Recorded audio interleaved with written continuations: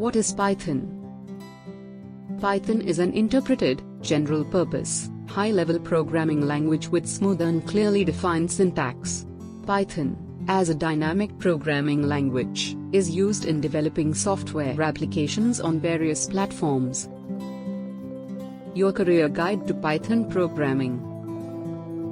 Python is known as glue language since it can be embedded in applications such as Java, C++, C language and more. This object-oriented language has an extensive library, and it is simple and easy to learn as a fresher. So, if you want to kickstart your IT career, then learn Python programming without a doubt. As mentioned earlier, Python is used in developing software applications on various platforms, be it web applications, games and 3D applications, graphic user interface-based applications, scientific and numeric application, network programming and more.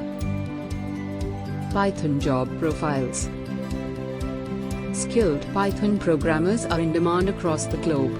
It is, in fact, one of the best programming languages to learn in order to stay market relevant. Some of the Python job profiles include Python developer, data analyst, software developer, and data scientist.